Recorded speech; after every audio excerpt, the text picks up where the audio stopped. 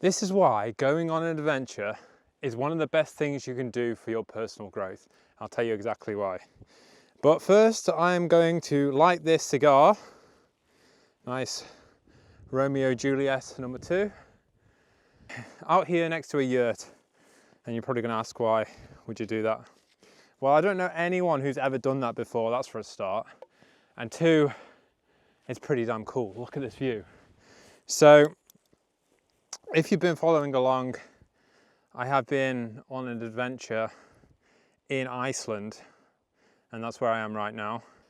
And it's been a challenge. It's been a real challenge. There's been good times, there's been bad times, there's been horrific times, and that's okay, because I understand when you take yourself out of the comfort zone and do something that you've never done before, there comes your greatest thoughts, your greatest ideas, and the greatest things that actually grow you. It's weird to say, but every adventure I've had signs, and you either take these signs as sheer coincidence, or you take them as enlightenment, as like God just dropping some breadcrumbs for you. That's the way I look at it. And I'll tell you a story. And it was about the time I went to Croatia when I was around 24, 25, maybe even a little bit younger. I was so overwhelmed with work. You know, I was running this plumbing business. We had, at that time, probably like, I don't know, 3-4 employees. I was stressed. Every day I was working 12 hours. I was also going to the gym like one or two times a day just to deal with my anxiety and stress. And I used to get home and I used to just work on other projects or learn about other things like investments and stuff like that. So I used to spend like all my time literally working and doing something and distracting my mind. And I knew I was like really, really in a bad place. And the way that I thought that I could fix it was to come to the motherland, which was Dalmatia, and just spend some time there. So I went there by myself, and at first you feel really like strange because you've never really traveled anywhere by yourself before. And you think like, what am I supposed to do? So anyway, you know, I went to the places that I knew. I went to Croatia National Park. That was like the first place I went to. And I went by myself and I was like with my backpack, just walking around, seeing people in families and couples and everything. And I was there solo and I was just thinking, am I an idiot for doing this, man? What do you think you're doing? You just, you know, you're out here on your own. Like, what are you trying to achieve with this? And I don't know, I kind of felt down, like really down to start with. And that's the kind of phase that you kind of go through when you go through these hard kind of adventures. It always starts by being pretty negative. That is where the thoughts come in, that's where the hard comes in, that's where the things that you need to address come in. So I continued on this journey and I thought, you know, let's just give it a crack, you know, let's just continue. I'm here now, I might as well enjoy it. Whatever comes from it, right? And I remember I went to this lake. It's called Perucha Jezero, which is like Perucha Lake. It's near a place called Vrlica. And it was a place that my friend showed me. It was a very peaceful lake. It's man-made. And I went there and there was no one in sight. At this time, it was like springtime. And I just sat there and I just, you know, I enjoyed photography. That's why I do content now. I started with photography and then started doing videos, and here I am now. But I just took photos of things, you know, things that interested me, and I liked doing that, you know, and I liked sharing that with people. Anyway, you know, I sat alone at this place at the lake, and all of a sudden, this man came out of nowhere, and I hear he's behind me, and he calls out to me. He just said hi or something like that. So I looked behind, obviously in Croatian. I looked behind and there was a guy there and I was like, well, where did this guy come from? So anyway, like I said, like hi back. And at this point, I hadn't actually spoken to any Croatian person ever, right? I was very secluded. When I used to go visit my village in Croatia, we used to go on holiday and I never really spoke to anyone, you know. It was just staying in the village, going to the beach, but I never had any friends there and I didn't really speak to anyone. So this was like a new thing for me. I came up and I spoke to him and I was like, oh, well, I don't speak Croatian, which I didn't at that point. And he said, oh, it's okay, I speak English. And he was like, you know, what's your name? And at this point, I'm gonna be totally transparent.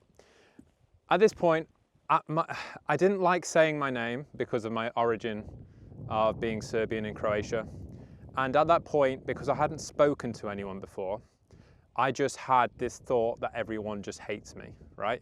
And if I say my name, that's it, you know, they're gonna be like, who's this fucking guy? Do you know what I mean? So I had no clue, you know, no clue. I was brought up in England and this is the kind of stuff that you just think happens, right? And this guy was like, okay, cool, yeah, I'm Stipe. And I was like, okay, cool. So shook his hand, we were chatting for a bit. And he's like, what are you doing here? I was like, well, you know, I'm here solo. I'm just having, you know, some good time, just taking photos and this, that, and the other. And he was like, oh, cool, you know, we should meet for coffee. So come meet me tomorrow, you know, in Drniš. And I was like, all right, okay, cool. So at that point, next day I went to Drniš. I went to the cafe bar the time that he told me to meet him. Well, the time we kind of arranged. And he wasn't there. So I ordered a coffee anyway. And I sat there for half an hour. Still no sign. So I thought, you know what, this guy just hasn't turned up, whatever, I'm not gonna hang around anymore. So I picked up my stuff, I walked to my car. As soon as I opened the door to my car, I got a phone call. It was him. He said, hey, Dušane, where are you? You know, Desi, where are you? And I was like, oh, I'm just, you know, I'm at a car. I didn't think you were turning up. He was like, come on, man. It's like Dalmatia, you know, things don't happen on time here. And I was like, all right, okay. So I went and met him. There was 2 other friends that was with him and they were just chatting and he was talking to me. And then after that coffee, you know, he said, do you know what? Do you want to come to my village like tomorrow and I'll make us dinner? And I was like, what? So let me just run you through this a little bit because this isn't a usual thing that would ever happen in England, right? So you wouldn't meet a guy that then tells you to go for coffee and then the next day he tells you to meet him for dinner. So there's 2 things running through my mind here, right? I'm Serbian, so he wants to kill me. Or 2, I can hear my I can hear my wife cackling in the back. He's gay, you know. Or 3, maybe he's just a good guy, you know. And I don't know, my intuition told me that it wasn't any of the first 2, but I was still a little bit wary. And it was more likely going to be the 3rd one. So I said, you know, well, why not? So the next day I went to his village, which was near Vrlika. It was on the mountain. It's called Malvice. And I went to go meet him and I went to his village and he'd prepared like fresh fish and blitva, which is Swiss chard with potatoes, and both were from his garden. He showed me around his like village house. He showed me around like his little farming area and his crops and everything like that. And I thought, you know, wow, you know. And I was like, you know, he served up the dish and I was like, is this guy going to try and poison me or something? I don't know what's going on here, you know, this is just weird, totally weird. Anyway, I ate the food and I didn't die, so that was all good. And then after that, he said, you know what, like my friend's coming from, where was it now? Up north Croatia. I can't remember the name. It's north of Zagreb somewhere. And he said he's coming down, you know, we're planning to go around a little bit in Dalmatia and enjoy. Do you want to come with us? Like, I can drive us around. And at that point I was like, again, this is weird, but like now I trust this guy more, but like I can't understand this guy's kindness. What the hell's going on here, you know? I don't understand this. And I was like, yeah, why not? You know, I'm on my own, let's go enjoy, you know, whatever. So next day, he comes pick me up in his like beaten up Honda, like proper old school, surprise it's working. And yeah, we jumped in. And the first place he took me to was a place called Baška Voda, which was in Makarska. And I then had like a bit of a understanding of this guy, right? So this guy, I asked him, you know, what do you do for work? You know, what do you do? So he's basically like, I guess what you could call like a free spirit. I call him the Del Boy of Croatia, you know. Goes around in his car. He goes to like outlets for clothes. He picks them up cheap and he then sells them on. And then like he also dries his own meat and like, you know, cures them and sells his own smoked meat as well. And he goes around Croatia and basically like sells this stuff, right? But, you know, the first experience I had was like, there was a beggar that came up to him, and the beggar was asking him for money. And this guy, he doesn't have a lot of money, right? He like lives on the breadline. He's always living day by day. He's not really living in security. And he just goes and gives them money, like, and I'm like, okay, strange, like, you know, that generosity. But then I realized, we went to this Baška Voda place. We parked up, a place you're paying like, I don't know, I'm going to say €3 an hour for parking. And we park up, we go to this bar. He's like, oh, this is my friend who owns the bar. And he's like, okay, cool. So we start chatting. He gives us all the drinks for free. And he says, oh, I don't pay for parking, you can go. I was like, right, well, this is so weird, right? Okay, cool. And then he's like, okay, we're going to go see Dušan Canal. And this is another place in Baška Voda. And again, we go for cocktails, have a couple. And again, her generosity was like, no, you're not paying for this. I'm covering this, and you know, you're fine. Like, and again, I was like, what's going on here? And the generosity kept continuing. He would give, and somehow he would get back.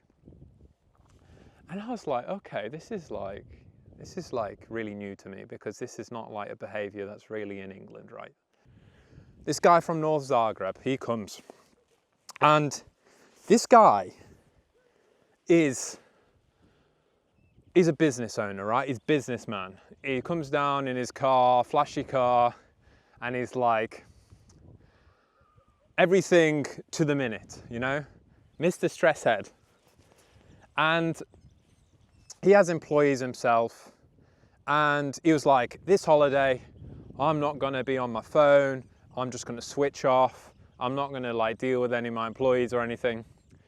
And I swear it was like a few hours later, he was like, oh, my employees are looking for their paycheck and this, that and the other, and I'm stressed and this, that and the other. Anyway, this guy was like a stress head, so agitated, like he couldn't sit still, and it was like, let's do this, let's do that, let's do this.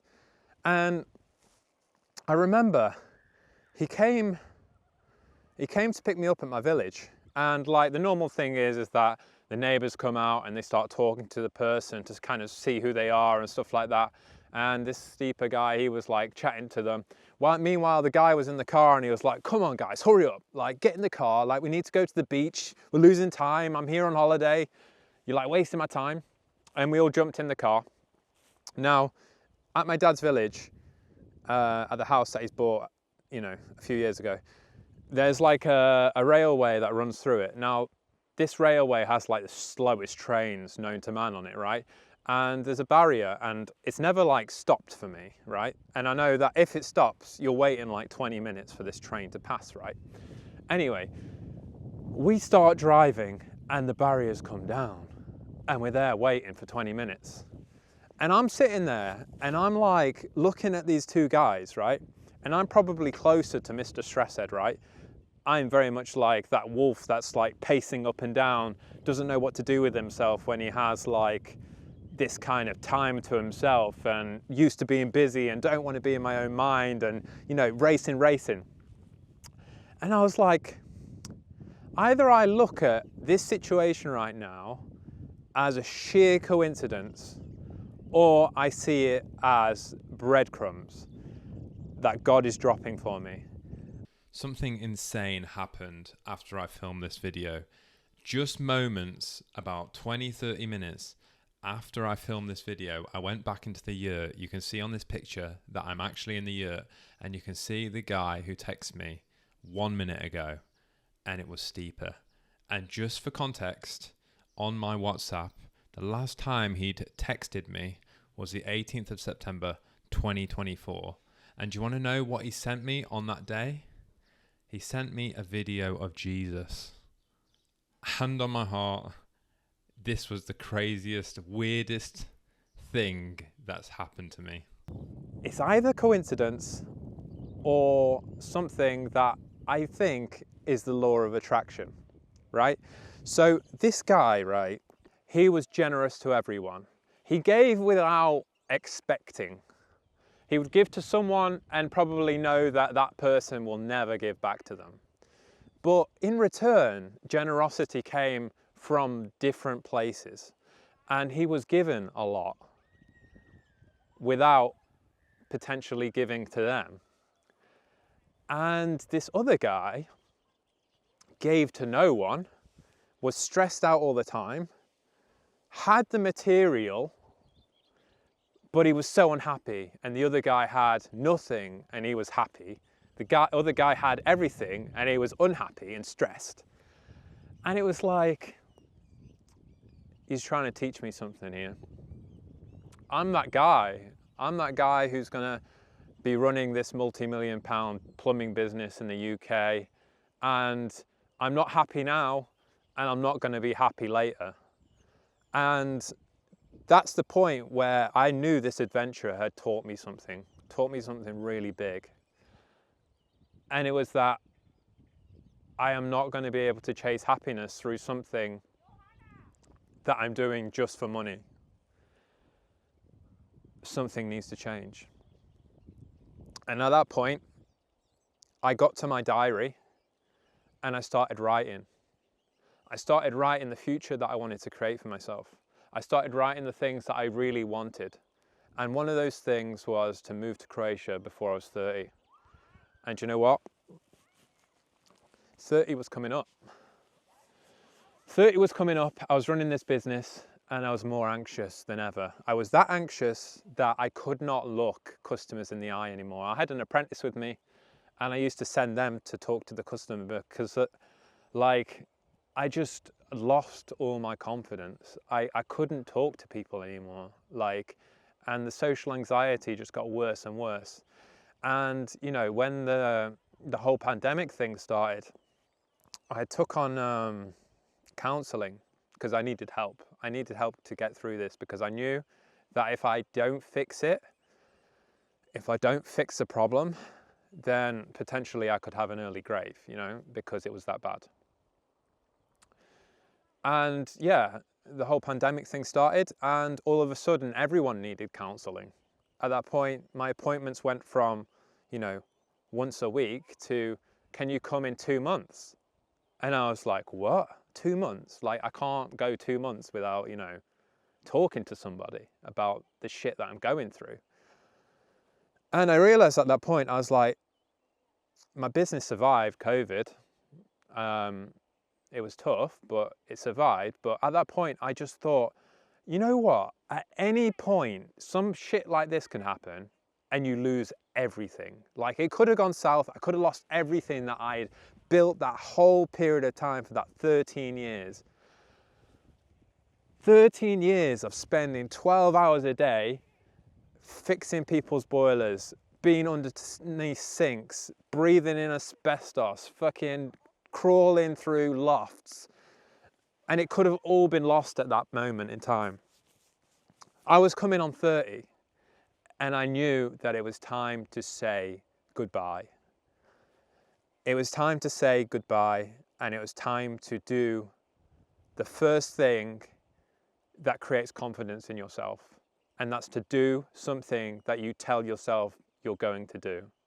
And that thing that I told myself I was going to do was move to Croatia before I was 30. And I said, fuck it, I'm doing it. And that's what I did. I decided that I would give up my business. And at that point, it was extremely difficult for me because I was working with my best friend that I was working with Not only did I work with him, but I saw him every day. We spoke to each other every day. We rung each other every day, whether it was about business, whether it was about something else. And the more the business came, it was more about business, and it was, less time spending with each other. And it was extremely difficult because we'd built this baby together. It was almost like, a bit of a marriage at the same time. And, what I didn't want to do was for this business to be the end of our relationship, because I knew that I just had to do something for myself. I knew that I had to take this adventure. I knew that I had to build my own confidence. My whole life, I didn't really have that confidence, and I knew the only way to build confidence was to take the steering wheel in my own hands and literally create the life that I needed to create. And I made that step. And then unfortunately, we lost our closeness, and, the business unfortunately, created that between us. As tough as it sounds, like, everyone is on a train journey. And sometimes you think people are going to be on that train with you till your last days. But you know what? Everyone has their own lives, and everyone sometimes just has to step off the train and go on to another one. And that's kind of like what I had to do. I had to leave everything behind. It wasn't easy. I lost a lot, but I also gained a hell of a lot when I made that decision. Once I made that decision that I was going to respect myself, that I was going to do something that I really wanted to do, that's when God stepped in. That's when God stepped in and said, I admire you and I admire your bravery. And you know what? There's a quote where it says something like, I asked God for strength, and He gave me difficulties to overcome. Because the way God works is that He doesn't just give you something. You need to earn it. And the way that you're really going to earn something is that you're going to struggle. And that's what it is. He saw that I struggled. He saw that I'd been through a lot. And He saw that I finally gave myself the worth that I deserved. And at that point He said, Dusan, here you go. Your life is now your oyster. Enjoy it. And at that point, it was just such a boost of adrenaline. It was such, inside me, a feeling of ecstasy that I have never, ever felt, of living life on my own terms and in my own freedom. And here I am now. I'm sitting here with a cigar that's hardly going. I started talking too much and it keeps going out, so this is going out. But I'm sitting here with a cigar, with this axe, sleeping in this yurt in Iceland, and having the trip pretty much paid for by a company that values my core values. And that's insane. I would never ever have dreamt that one day with my content I would be able to have an experience like this. And it's happened. And this is only the beginning. Now I wanted to share this really deep and personal story with you, to share that maybe you just need that adventure. Maybe you just need that time alone. Give yourself some time, because we're often very distracted with our day-to-day life, with our job, with our kids. And we sometimes need to just stop ignoring ourselves and start listening to ourselves. Because you know what creates anxiety? Anxiety is created through frustration. It's created through frustration living a life you don't want to live anymore. It's time to start your journey. It's time to start living your legacy. And I want to be living proof of that for you guys I've done it and I want you guys to achieve it yourself. So please go out there. The world is your oyster and you can create whatever you want.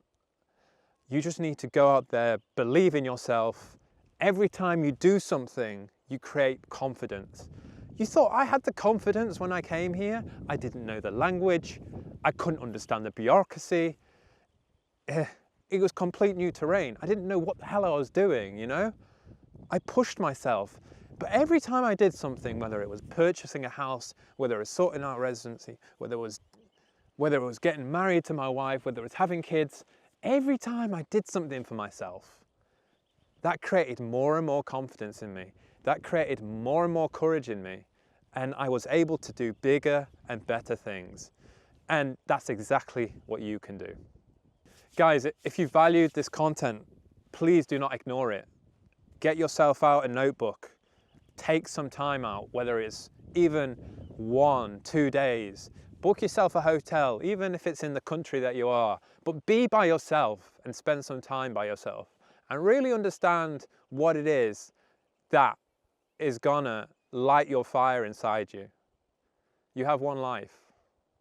And life is so precious. I'll tell you one thing. Once you have the money, once you get past the thought of security, you then figure out what's next and what's life all about. And for me, money isn't as powerful as the legacy you build. Money can be that object that can help you build that legacy. But if you're not channeling it in the right place, if you're doing the day-to-day where it's draining your energy, which you're hating, you get home and you're drained, you can't work on your own things, is that really the life you want to spend day in, day out in survival mode? If this resonates with you, I'm here to help also. This is why I also built my Legacy Architect coaching, because I want to help people that want to find out why they're here, that want to find that job that's going to light them up, that wants to find a place that's going to ignite themselves inside. I want to be that person that guides you to your best self. If you're interested in that, I'll leave a link below. Thank you guys for watching.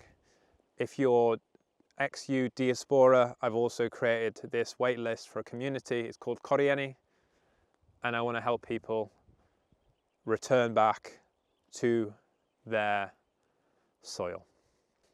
So if that sounds like it's something for you, join the waitlist. I'll be creating the community soon.